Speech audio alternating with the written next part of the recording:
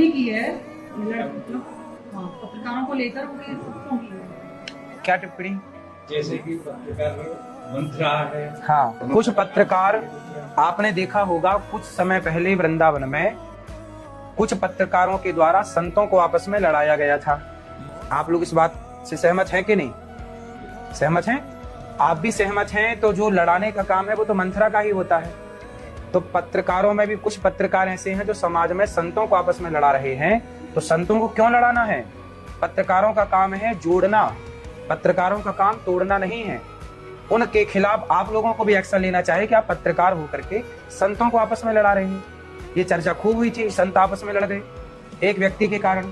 तो कुछ लोग ऐसे हैं तो उनको तो बोला जाएगा, जो गलत है गलत को मंत्रा बोला जाएगा। इसलिए जो मंत्रा है उनके लिए मंत्रा शब्द है। आप जैसे अच्छे हैं तो आप अच्छे हैं।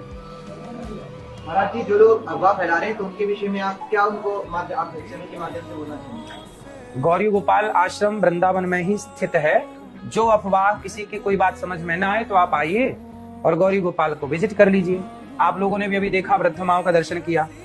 यहाँ 310 वृद्ध माएं हैं, किसी भी माँ से 1 रुपए नहीं लिया जाता। और अफवाह लोग फैलाते हैं कि पैसा लेके रखते हैं। अब आप लोग आए हैं तो आप लोग सच दिखाएं।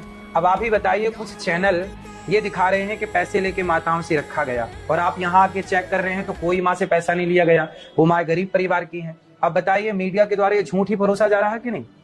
तो इस झूठ के खिलाफ तो बोलना पड़ेगा। तो आप सब यदि सच्चाई आप दिखाना चाहते हैं तो आप सच्चाई दिखाइए, वरना झूठ ही परोसना है तो फिर लोग झूठ को ही सच मानने लग जाएंगे। इसलिए झूठ को लोग सच ना माने। इसलिए जरूरी है कि आप लोग आएं और विजिट करें और पूछें, अफवाह के चक्कर में ना पड़ें। पत्रकारों का काम है अफवाह ना फैलने दें।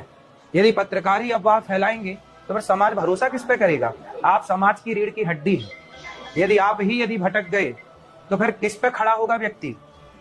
हम सब खड़े हैं तो रीढ़ की हड्डी के बल पे खड़े हैं। तो समाज का एक दर्पण है पत्रकारिता। पत्रकारिता तो गलत ना हो।